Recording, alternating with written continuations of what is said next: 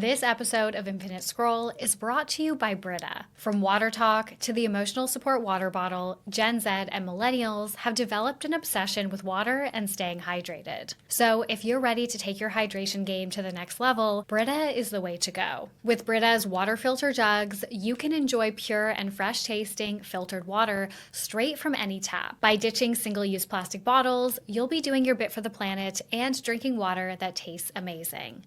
Brita doesn't just filter water, it filters out the guilt of plastic waste. Thank you to Brita for supporting the pod, helping us keep our deep dives going, and of course, keeping us hydrated. In January of this year, Nikki DiMartino took to TikTok in a 10-part series to expose the reality behind her early YouTube career with her twin, Gabby. The duo were teenage stars of the Nikki and Gabby YouTube channel, where they racked up millions of followers posting G-rated lifestyle content through the 2010s. Then, just a few days later, Ava Gutowski of My Life's Ava, another huge teen lifestyle YouTube channel at the time, posted her own TikTok series exposing the same era. Nikki, Gabby, and Eva, who had all collaborated in the past, were three of the most influential lifestyle vloggers of the mid-2010s. Their content helped shape girlhood for millions of Gen Z viewers around the world. So these exposés, where both Nikki and Ava opened up about the double life that so many of the lifestyle vloggers were living at the time, sent the internet into a tailspin, questioning what was real about the lives, routines, and friendships from this era, and what was fake. This is an exploration into the rise and fall of 2010's lifestyle YouTube culture. How one niche became so influential among teen girls for its authenticity and family-friendly content, but was it really all for show? And does that even really matter? Anyways. From Centennial World, I'm Lauren Meisner, and this is Infinite Scroll, a podcast about internet culture, the creator economy, and how social media is shaping Gen Z. Welcome back to Infinite Scroll, everyone. 2 deep dives back to back, like who am I? This episode was literally a labor of love for Annabelle before she left on her trip. She was so excited about this topic. So I am excited to bring it to you guys. As always, please remember to rate, review, and subscribe. We're trying to get to 10,000 YouTube subscribers, and we are trying to get to 1,000 Spotify star ratings. Please sign up to our newsletter, also called Infinite Scroll. On Fridays, we round up the 5 biggest think pieces from the internet that week. 10 years ago, scrolling through YouTube was an entirely different experience. Thumbnails were not aesthetic stills from vlogs or 2 people sitting down to record a podcast. Everything was bright and oversaturated, a barrage of neon thumbnails with bold fonts and clickbait. And it was a very specific time. While this was the era that brought us story times and vlogs, there was one content genre that dominated: lifestyle. And within this niche was a group of lifestyle girlies that you could not escape. Pumping out anything from skits to DIY videos to lookbooks, these creators would go on to define what it meant to be a lifestyle influencer. And while a lot has changed since then, they are still a vital part of YouTube history. Now, I'm sure when I started describing this era, there are a few signature creators who would have come to mind. Perhaps one of the earliest creators to break through the mainstream in a meaningful way was Bethany Mota. But there were other iconic women in this niche, like Alisha Marie, LaurDIY, Mia Stammer, Meredith Foster, and Sierra Furtado. Aspen Ovard and Meg DeAngelis, who have since become associated with their TikTok content, also originated in this crew. And of course, we can't forget the twin contingents, most notably Nikki and Gabby and Brooklyn and Bailey. From this list, it's clear that the lifestyle niche at the time was vast, especially with the amount of girlies operating within it. With that in mind, we will definitely not have time to cover every single one of these women, their iconic moments, and the content they produced. But we have done our best to boil it down into some of the defining moments throughout this era to track exactly what made this niche so impactful. To begin, it's worth discussing some of the content that many of these creators posted. This predominantly took place on YouTube, because through the 2010s, no existing platform could really compete with YouTube. While Vine existed, lifestyle content did not feel native to the app's 6-second format. Nonetheless, these women would post weekly, if not multiple times a week, with anything from lookbooks, skits, DIYs, hauls, and tutorials. And to be quite honest, this type of content has lived on as internet culture has moved toward short-form content. However, one area of content within the lifestyle niche hasn't quite had the same longevity in the mainstream, and that is back-to-school content.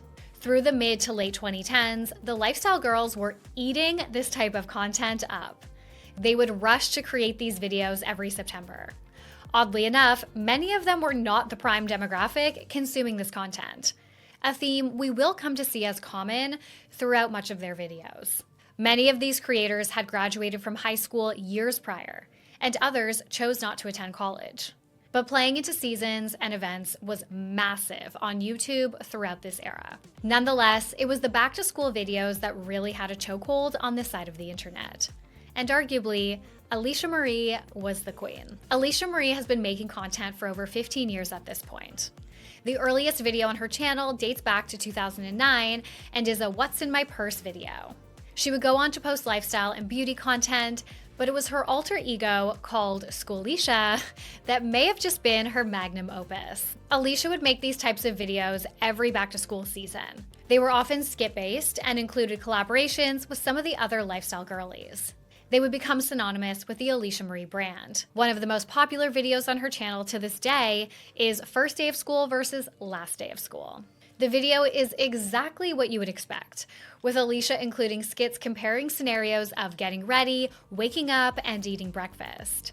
At the time of recording, this video has amassed over 28 million views. Some of the other popular Schoolisha videos included Girl Struggles, Back to School, and School Supplies Then and Now, both of which have over 15 million views. Alisha did private these videos for a while, but in 2023, she announced on Instagram that they were available to watch once again. Hashtag Schoolisha forever. Surprise, I unprivated my old Schoolisha videos. Happy birthday to me and you. Aside from the school-themed videos, some other popular content in this niche were of course lookbooks and hauls, both of which continue to live on in one way or another in content today. But the DIY video was another extremely popular video during this era, and LaurDIY dominated. LaurDIY, whose real name is Lauren, is a Canadian YouTuber who started her channel in 2011. She first got into posting online by creating a website called Desire and Inspire, where she would share different DIY tutorials through pictures and written explanations. She then decided to pivot to video-based content, leading to the birth of LaurDIY. On her channel, she would make many different types of videos, many of them art-based. Some of her most popular DIYs to this day include DIY Halloween costumes for teens and Dollar Store DIY Challenge. But no matter the DIY, the videos were always positive, bubbly, and of course, oversaturated. Aside from her DIYs, she was also known for her relationship with Alex Wasabi of Wasabi Productions. The pair were together for around 3 years and broke up in 2018. All in all, the success of this kind of content was driven by multiple factors. First, we have the personality factor. Many of these creators were young women, either in their teens or early 20s when they started. Their content, friendships, and personal lives resonated strongly with younger audiences, mainly because they created relatively family-friendly content. With many viewers of this niche being younger than the influencers themselves, they became like big sister figures. This, in turn, helped their audience develop parasocial relationships with them and feel a part of the friend group. Of course, another reason for this success was because of their collaborations. We have spoken about this a lot regarding creator collectives like the Brit Crew and the Sister Squad, where constant collaboration catapults content to virality. With these lifestyle girlies working together, their content extended to new audiences, allowing them to grow their following and establish legitimacy in the space. But they didn't just collaborate because this was a rite of passage.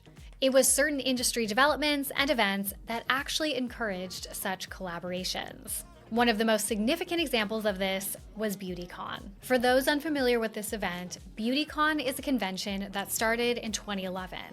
And as Katie Chitticorn put it for Vogue Business, quote, "This was the Super Bowl of beauty." While BeautyCon was relatively small at first, it really hit its stride around the mid-2010s. under the leadership of Jonathan Buford as creative director and Moj Madara as CEO. Katie notes that this was the turning point. Quote, applying the fandom and experience associated with events such as Comic-Con, they turned BeautyCon into a money-spinning festival that took place across Los Angeles, New York, London, Dubai, and Tokyo, and thrived on ticket sales and partnership deals alongside subscription boxes and e-commerce, Katie writes. It would go on to become an important event on the calendar for beauty and lifestyle creators. Alisha Marie shared multiple videos from BeautyCon, as did other massive lifestyle influencers like Nikki and Gabby, Tila Dunn, and Sierra Furtado. If we think of BeautyCon as VidCon for the lifestyle and beauty creators, it became a way for these influencers to solidify themselves in the industry, while also bringing their audience in on a unique event. It became something that many of their followers would look forward to. Aside from BeautyCon, there was also the StyleHaul Network, which was definitely different, but was also impactful in the space. StyleHaul was also founded in 2011 by Stephanie Horbaczewski to expand the beauty and fashion landscape into the digital era. Essentially, it would go on to represent various creators, becoming a hub for beauty and lifestyle content, which in other words is an organization that would partner with influencers to help them grow and offer services that would help support monetization and audience growth. According to a 2014 article from the Daily Beast, StyleHaul has since become the largest online community in the categories of fashion and beauty, with 170 million network subscribers and more than 60 million monthly unique visitors to its 4,600 YouTube channels, which reach across 62 countries. Many of the lifestyle girlies were a part of the StyleHaul network. Since then, StyleHaul has been sold to European entertainment company RTL Group for $107 million. Nevertheless, these collaborations bring us to another central part of the era of YouTube. And that is, of course, the different friendship groups. To start, though, we must mention the iconic Girls' Night In tour. This tour was announced in 2015 and was billed as the, quote, first all-female tour focused on entertainment by Shirley Lee for Entertainment Weekly. The group was formidable, made up of some of the most prolific lifestyle creators, like Ava, Meredith, Alicia, Sierra, Mia, and Andy Case as a special performer. Megan Ranks was also in much of the press around the tour. All of these women had carved out their niche in the digital world. But for the sake of this episode, it is necessary to take a moment to introduce Ava, Meredith, Mia, and Sierra. Ava, who was known at the time as My Life is Ava, started her channel in July 2011, but the earliest video currently available is a Black Friday haul from over a year later. Her content fit perfectly into the niche, posting hauls, tutorials, and back-to-school content. But when people think of Ava, they will likely associate her with her song, Literally My Life, an incredibly catchy song now with over 51 million views. The next one we need to introduce is Meredith Foster. Meredith started her channel 2 years before Ava. She had also become a fan favorite within this content category, being friends with many of the other girls. She continues to make content today, but has made quite a hard pivot and rebranded to So Much Grace. As you can probably gather, much of her content now is spiritual and faith-based. Some people have gone so far as to believe that she has joined a cult. Next is Sierra Furtado. Sierra is another creator native to Canada, having been born in Montreal. She started posting on YouTube in 2012 as Sierra Marie Makeup. She grew relatively quickly for the time, accumulating over 9,000 subscribers in around 5 months. Sierra would go on to be known for her hairstyle and DIY videos, much like many of the other girls at the time. Sierra's latest video on her channel was 10 months ago, and it was actually from her bridal shower. Otherwise, she continues to post on TikTok. And lastly, we have Mia Stammer. Alongside the types of videos we have come to expect from these creators, Mia was also known for her hair dye videos. Mia was part of Me Laurisha, an iconic collaboration trio of Mia, LaurDIY, and Alisha Marie. But we will get back into all of this later.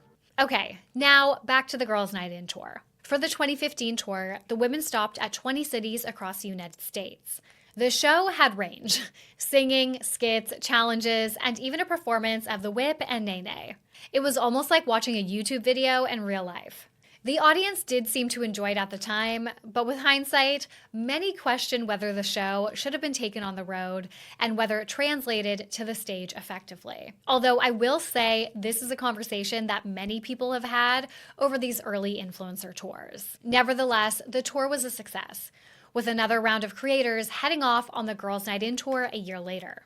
Alisha Marie joined the cast again, alongside with Nikki and Gabby, Jesse Page, and Allison Stoner of Camp Rock fame. The tour headed to 24 cities this time, but it was rife with drama, much of which was associated with Nikki and Gabby. I am sure many of you are familiar with Nikki and Gabby, given they continue to post content and go viral. But they are twins who gained popularity posting content together, often highlighting their differences. There have been comments on various podcasts and in TikToks hinting at what went down.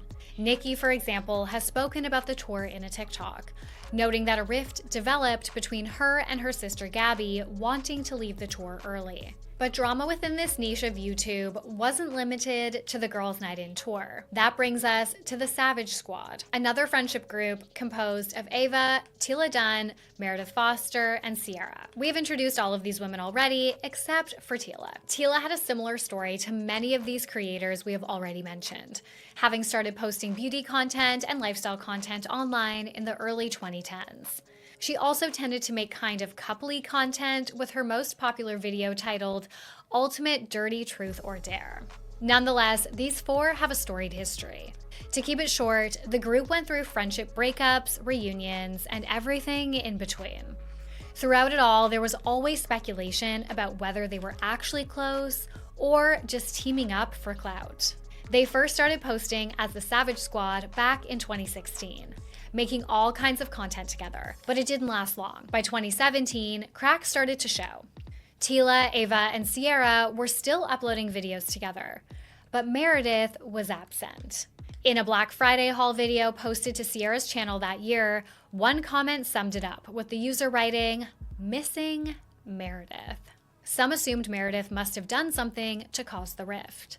But others, specifically her fans, believed she was struggling with an eating disorder at the time, which may have caused her to pull away from her friends. As an aside, Meredith has since been open about her struggles with food and her body, sharing that she has suffered from an eating disorder. In September 2017, Tila posted 2 pictures of the trio on what was then Twitter that seemed like the final nail in the coffin.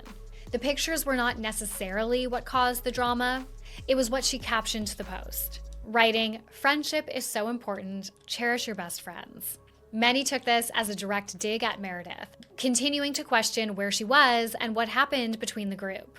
That same month, Ava later took to Twitter to share her thoughts on all the rumors, speculation, and backlash. As Teen Vogue noted at the time, quote, "She did not explicitly say that her tweets were about Meredith, but many fans have responded back to her tweets asking if it was about her." In the series of tweets, Ava said that she had been disrespected by someone I thought was my best friend, while also condemning Twitter users who were criticizing her without knowing the full story. Quote, "When 4 BFFs are not friends anymore and it's divided into 3 versus 1, the bigger party may look like the problem, but they are not. Just because it ends up being 3 and 1 doesn't mean the 3 caused any problem. I'm sick of people thinking a bigger group means they messed up. Do not come for me," she wrote. Ava also touched on the situation in a comment under one of Sierra's YouTube videos that has since been deleted. In it, she made similar points, but she acknowledged that one of her friends was having a, quote, "really tough time the past few months, and even though they offered support, the friend continued to pull away." Quote, "After coming together to finally say something after the things got too bad and offer help, our best friend was defensive and stopped talking to us. It's only a normal part of what's going on, but it breaks our hearts because someone who needs love and support is pulling away from us simply because we know what's happening and they don't like that we addressed things and offered help. We now have lost our best friend to something much bigger," it read. All in all, a lot of people assumed the main fallout was between Ava and Meredith. But in 2019, Ava posted a video hinting that she had outgrown some of her friendships, which many took as shade to the rest of the group. Over time, certain members seemed to go back and forth, subtly shading each other online.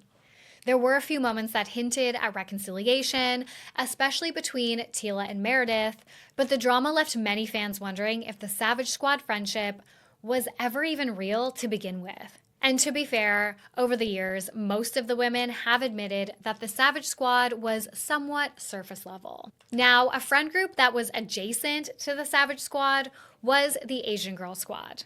This group was made up of LaurDIY and Mia, as well as Remy Cruz and Tiffany Ma. Remy and Tiffany were another two popular creators in the space, who started posting on YouTube in 2012 and 2010, respectively. If Remy sounds unfamiliar, that may be because she actually started posting on YouTube as Miss Remy Ashton. As you probably have guessed from the name, the Azn Girl Squad was made up of Asian women. That said, Alisha Marie was an honorary member since she was super close with the group.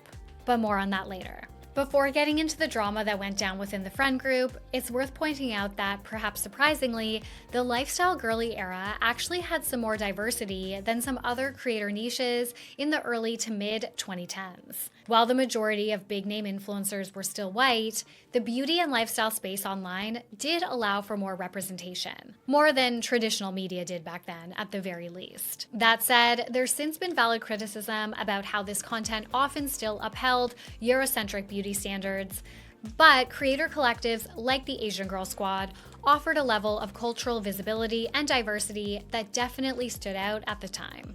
Mia, LaurDIY, and Alisha Marie were probably the earliest version of the squad. But when it comes to the Azn Girl Squad specifically, it's widely believed that Mia was the one who brought everyone together. Like the Savage Squad, they posted classic group and lifestyle content, and eventually moving into edgier content like Truth or Drink videos. But through all the years, it was the Big Bear trips that became extremely iconic. These trips became a yearly tradition, usually around the holidays, giving the women a perfect opportunity to create vacation style and Christmas content in one. As a viewer, it was just also fun to see your favorite influencers hanging out in a new place. That being said, the annual trip started in the mid-2010s and have stayed a staple on this corner of YouTube since. The attendees of the Big Bear trips did vary from year to year. While it may have started off within the Azn Girl Squad, other lifestyle girlies were invited over the years. In a video deep diving into the Azn Girl Squad, Justine Koa noted that 2021 was when things really started to change. 2021 comes around, they're back to doing a small trip with just the core squad. This year is the last year that we get everybody in the core squad. Alisha doesn't come, but Lauren says in a vlog that she was invited but decided to pass. And this is the last time that there's ever really an expectation for Alisha to even still be there. That's largely because Mia and Alisha had fallen out years earlier, which was shocking at the time, since they were best friends for years. Funnily enough, they first met at a StyleHaul shoot in late 2011 or early 2012. After building a close friendship, they eventually had a falling out in 2018. Since then, both have opened up about what happened in various podcasts and videos, explaining that it mostly came down to miscommunication, different expectations, and clashing personalities. But that wasn't even the main drama with this friend group. Over the years, viewers had picked up on the vibe that Tiffany was a bit of an outsider. That suspicion was confirmed in 2023 when Mia, Lauren, and Remy went on the Big Bear trip without Tiffany. Then in 2024, she was once again absent.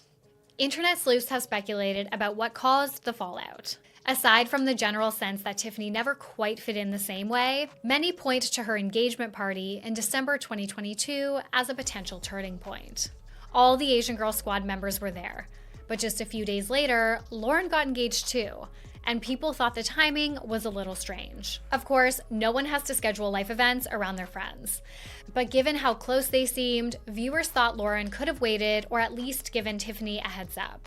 To make matters worse, Lauren and her then fiancé Jeremy did a podcast episode talking about the engagement, where they seemingly made a couple of digs at Tiffany. Jeremy and Lauren do a whole engagement breakdown on Wild Till 9, where Jeremy exposes that he told Remy and Mia about the engagement, but did not tell Tiffany because Tiffany's not good at keeping secrets and Tiffany is not a good liar. By the time Lauren's engagement came around in early 2023, Tiffany didn't appear to be in attendance. Even more telling, both Lauren and Tiffany got married last year, but neither was in each other's bridal party. Having said that, many internet users are convinced that something went down, specifically between Lauren and Tiffany, that led to the falling out. All of the drama between the women feeds into why this niche declined in the first place. That's not to say that many of these creators aren't still doing well. Alisha Marie and Remy Cruz co-host the Pretty Basic podcast, Mia is now on OnlyFans, and Ava still posts content while DJing. But the lifestyle niche doesn't hold the same power on YouTube as it once did. This side of YouTube fell victim to the same phenomenon we saw within the beauty community. When it comes to the downfall of the beauty community, it's been thoroughly documented. Aside from numerous cancellations, audiences were exhausted by the seemingly never-ending drama. The Dramageddons are a case in point. Followers got tired of the callouts, clout chasing, and the sense that it was all just for show. You could argue the same for everything between the various friend groups that we have mentioned.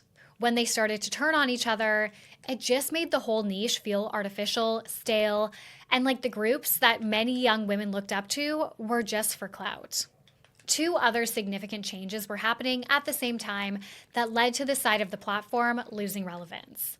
First, the internet's overall attitude toward consumption started to shift. And second, audiences were beginning to gravitate toward creators and content that felt more real and authentic. To start with the first point, the early to mid 2010s lifestyle niche was particularly built on overconsumption. From massive hauls to challenge videos, much of the content revolved around buying clothes, products, and random items, often for one-time use. This factor is often explored when discussing the beauty community, but rarely applied to this group of influencers. The women in this niche were also sent truckloads of PR and constantly buying decor and clothing to match every season or holiday. But through the second half of the 2010s, social media users started to push back against overconsumption. By this point, influencers had become a mainstay in the cultural environment, where the appeal and curiosity that once defined the rising celebrity class started to wane. Don't get me wrong, overconsumption is still an issue online, and developments like TikTok Shop aren't helping. But there is much more awareness about this phenomenon, especially compared to the heyday of the lifestyle girlies. Next, we also started to see a shift toward more quote-unquote authentic content across the board. We've touched on this in other deep dives, but the rise of influencers like Tana Mojo, who were unapologetically themselves, honest, and not family-friendly, directly contrasted the lifestyle niche, which, as we have established, focused on perfectly curated, clean content for all ages. It's safe to say that the teenagers who were once the core audience for lifestyle content had also outgrown this niche, where influencers like Tana only accelerated that shift. In a similar vein, there was a clear disconnect between the content these creators were making and who they actually were. By the mid to late 2010s, most of these women were into their 20s, so the family-friendly vibe didn't necessarily reflect their lifestyles anymore, and their audiences were starting to age out of it too. Nikki DiMartino talked about this in a video where she reflected on the Girls' Night In tour. She explained how the cast would be out drinking and partying, but then performing what was basically a talent show for a crowd of kids and tweens. Over the years, more and more creators from this era have started speaking out about the disconnect between their content and their real lives. Nikki went viral on TikTok for it, making a whole playlist on her account titled Exposing, where she reflects on that time online. The twins have since capitalized on the trend, posting a Truth or Drink video to the Nikki and Gabby channel in March. Alisha Marie also had a similar series on her YouTube channel in 2020 to 2021, where she would bring on creators like Mia, Nikki, Ava, and Lauren to do Truth or Drink videos. Similarly, Ava from My Life is Ava has a playlist called My Life is Ava Lore that gained traction on TikTok when creators started confessing moments where they misled or lied to their audiences, sparked by the looming TikTok ban. Many former fans and viewers have since gone on to criticize the girls for fabricating so much of their content, while others contend that they were just aligning with the popular content style at the time. The rise of the lifestyle vloggers in the 2010s, like LaurDIY, My Life is Ava, and Nikki and Gabby, marked a defining moment in internet culture. Unlike traditional celebrities, they built intimacy with their audiences through sharing their lives.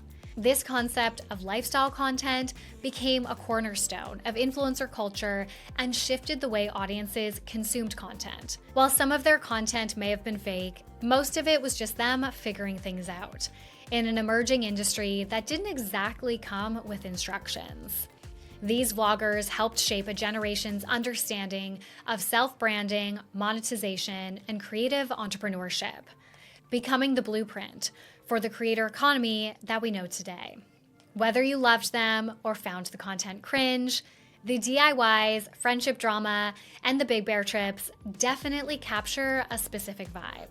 And for Gen Z, it will always represent some of their most iconic content from their childhood. Infinite Scroll is a podcast produced, presented, and co-written by me, Lauren Meisner, for Centennial World. This episode was researched and co-written by Annabelle Ben-David. Additional research support was provided by Emily Griffiths. Thank you so much for listening. I love you guys, and I will talk to you next week. Bye.